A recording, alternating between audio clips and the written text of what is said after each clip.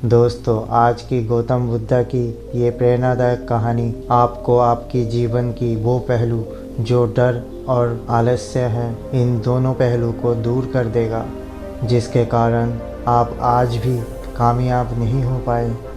आलसी एक बहुत ही बड़ा मानसिक बीमारी है जो इंसान को कमज़ोर बना देता है और उसके सारे आशाएं और सपने बर्बाद हो जाते हैं। आज की कहानी से हम जानेंगे हम डर और आलसी से कैसे छुटकारा पाए और कैसे अपने जीवन के लक्ष्य को हासिल कर सके। पहली बात तो ये है, आलसी से छुटकारा पाने के लिए हमें खुद को चुनौती देना चाहिए और बड़े से बड़े महत्वपूर्ण लक्ष्य बनाना चाहिए। चाहे वो लक्ष्य कितना भी कठिन हो, हमें हमेशा आगे ही बढ़ना चाहिए। हमें कभी ऐसा नहीं सोचना चाहिए कि ये तो बहुत कठिन लक्ष्य है, क्या हम इसको हासिल कर पाएंगे।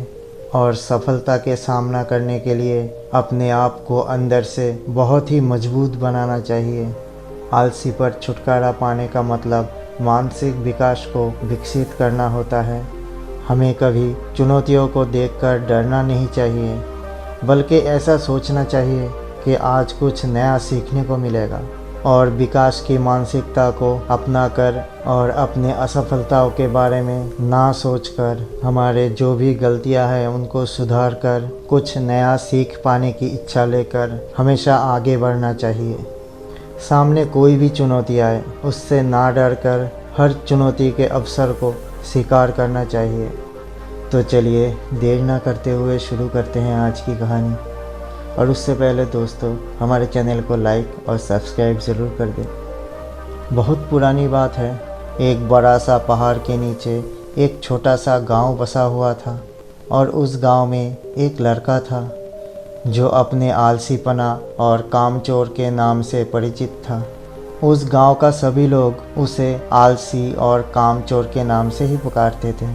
वो लड़का पूरा दिन गांव के पीछे एक पेड़ में बैठा रहता था और बैठे बैठे अपने आने वाला भविष्य के बारे में अच्छे अच्छे सपने देखता था।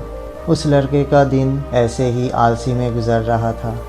अचानक एक दिन उस गांव में एक बुद्धा भिक्षु आया और वो बुद्धा भिक्षु अगले दिन तक उसी गांव में रहने वाले थे। भिक्षु सारा दिन उस गांव में भिक्षा करता था और गांव के लोगों को अच्छा अच्छा उपदेश देता था। और जब रात होता था तब गांव के पास ही एक बुद्धा मठ में जाकर विश्राम करता था। भिक्षु प्रतिदिन जब गांव में भिक्षा करने के लिए जाता था और भिक्षा करके वापस लौटता था, तब उस आलसी लड़के को उसी पेड़ के नीचे कभी बैठा हुआ देखता था तो कभी लेटा हुआ देखता था। बुद्धा भिक्षु लगातार 2 दिन उस लड़के को उसी पेड़ के नीचे उसी हालत में देखा। ये देखने के बाद भिक्षु समझ गया था वो लड़का मानसिक तरीके से आलस्य का गुलाम बन चुका है। तीसरे दिन जब बुद्धा भिक्षु भिक्षा लेकर गांव से वापस मठ की तरफ लौट रहा था, तब उन्होंने देखा वो लड़का अभी भी उसी पेड़ के नीचे बैठा हुआ है। और उस लड़के को रोज़ रोज़ इसी हालत में देखकर बुद्धा भिक्षु से रहा नहीं गया। बुद्धा भिक्षु तुरंत ही उस लड़के के पास गया। भिक्षु ने उस लड़के से कहा, बेटा, तुम्हारे लिए मेरे पास एक छोटा सा काम है। मैं चाहता हूँ तुम उस पहाड़ी के ऊपर जाओ और वहाँ से मेरे लिए एक पंख लेकर आओ। वो लड़का वहाँ पर बैठे बैठे अपने गर्दन घुमाकर उस पहाड़ की चोटी की तरफ देखा और उसके बाद बुद्धा भिक्षु से कहा, ये काम मुझसे नहीं हो पाएगा क्योंकि वहाँ तक जाने के लिए मुझ में इतना ताकत नहीं है। भिक्षु ने कहा, मुझे जिस पंख की तलाश है वो उस पहाड़ी के शिखर में भी नहीं मिलेगा। वो पंख उस पहाड़ी के नीचे दूसरी तरफ एक गुफा के अंदर मिलेगा और उस पंख को हासिल करने के लिए उस पहाड़ी के शिखर तक चढ़ने के बाद दूसरी तरफ नीचे उतरना पड़ेगा। भिक्षु ने कहा, वो पंख कोई साधारण पंख नहीं है। तुमने उस पंख को आज तक कभी भी नहीं देखा है। वो पंख बहुत ही अनमोल है, दुर्लभ है और बहुत ही सुंदर है। बुद्धा भिक्षु की इस बात को सुनकर उस लड़के के मन में उत्सुकता जागा, क्योंकि उस लड़के ने आज से पहले उस पंख के बारे में सुना ही नहीं था। और ऐसे दिलचस्प सफ़र के बारे में सोचकर उसके अंदर ही अंदर बहुत ही उत्साह जागा। और उसने बुद्धा भिक्षु से कहा, मैं आपके लिए वो दुर्लभ पंख लेकर आऊँगा। ये कहने के बाद वो लड़का बिना कुछ सोचे सफ़र में चल पड़ा। वो सफ़र बहुत ही कठिन था। पहाड़ी की रास्ते की उतर चढ़ाव में वो लड़का बहुत जल्दी थकने लगा। उस लड़के की सांसें फूलने लगी और शरीर से काफ़ी पसीना भी बहने लगा, लेकिन वो हार नहीं माना। वो पहाड़ी के ऊपर चढ़ता ही गया। जैसे जैसे वो ऊपर चढ़ने लगा, वैसे वैसे उसके अंदर उस पंख को पाने की जोश आने लगा, जो आज से पहले कभी भी उस लड़के ने ऐसा महसूस ही नहीं किया था। बहुत कोशिश और कड़ी मेहनत के बाद जब वो लड़का आखिरकार उस पहाड़ी के शिखर तक पहुंचा, तब वो बहुत ही थक चुका था, लेकिन वो लड़का बहुत ही खुश भी था। उसे अंदर ही अंदर आत्मसंतुष्टि का एहसास होने लगा और उसके चेहरे पर एक अलग ही मुस्कान थी। उस पहाड़ी के चोटी से प्राकृतिक सौंदर्य को देखकर वो लड़का बहुत ही मंत्रमुग्ध हो गया, लेकिन उसे पहाड़ी के दूसरे तरफ उतरना था और उस गुफा को भी ढूंढना था जहाँ बुद्धा भिक्षु ने पंख के बारे में बताया था। नीचे उतरना तो और भी कठिन था, क्योंकि नीचे की तरफ ढलान बहुत ही ज़्यादा खड़ा था।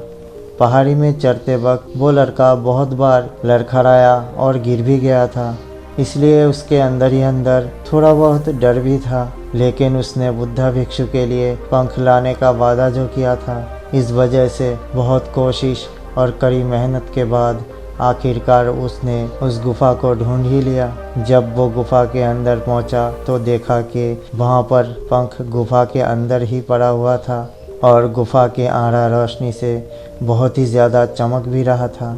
वो पंख को अपने हाथों में लिया और पंख की सुंदरता को देखकर आश्चर्य हो गया, क्योंकि उसने ऐसा पंख आज तक कभी नहीं देखा था।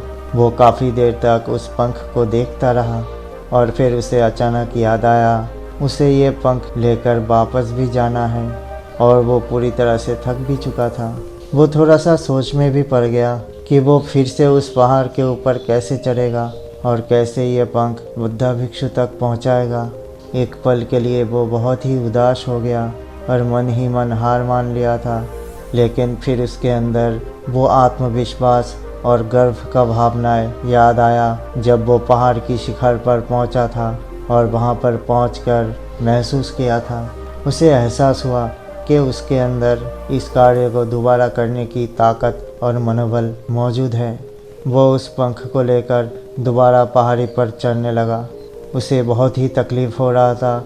उसके पूरे शरीर में मांसपेशियों में बहुत ही ज़्यादा दर्द हो रहा था। उसके पैर काँप रहे थे, सांस फूल रहे थे। वो कई बार लड़खड़ा कर गिर भी रहा था, लेकिन उसने अपने अंदर हिम्मत जुटाई और आत्मविश्वास से आगे बढ़ने लगा। उसे ये सफ़र मुश्किल तो बहुत लगा, पर उसने हार नहीं माना। बहुत कोशिश और कड़ी मेहनत के बाद जब वो बुद्धा भिक्षु के पास पहुंचा और उनके हाथों में उस पंख को रखा, तो उसे मन ही मन बहुत ही खुशी महसूस हुआ। वो लड़का मन ही मन बहुत ही संतुष्ट था, क्योंकि उसने आज अपने अंदर की आलसी को ख़त्म करके एक बहुत ही महत्वपूर्ण काम को करके दिखाया। उस लड़के की चेहरे की खुशी और रौनक को देखकर बुद्धा भिक्षु ने कहा, मैं तुम्हारे सफलता से बहुत ही खुश हूँ।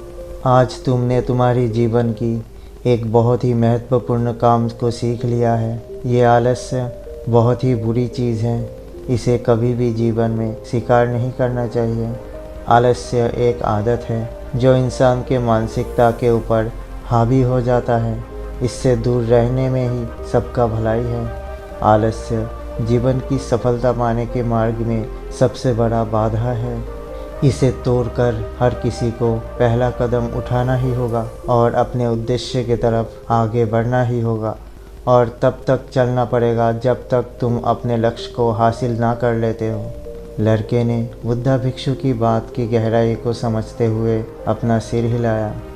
उसे आज ये एहसास हुआ कि उसके अंदर भी बड़े से बड़े कामों को करने की क्षमता मौजूद है, जो आलसी और डर के कारण छुपा हुआ था।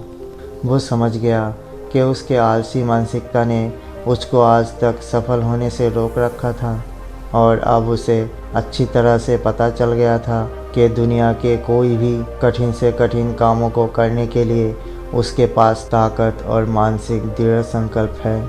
उसके बाद बुद्ध भिक्षु ने उस लड़के को आशीर्वाद दिया और उस गांव को छोड़कर चला गया। दोस्तों, इस कहानी से हमें ये सीख मिलता है कि जब हमें कोई काम असंभव लगता है और अपने लक्ष्य को हासिल करने के लिए जब हम खुद आगे बढ़ते हैं, तब हम अपने अंदर एक ऐसी ताकत और आत्मविश्वास की खोज करते हैं जिसके बारे में हमें पहले से पता नहीं था। इसीलिए कहते हैं, डर मत, चल मेहनत कर। इसीलिए बुद्ध भिक्षु ने जाते जाते उस लड़के को कहकर गया, डर मत, चल मेहनत कर। धन्यवाद।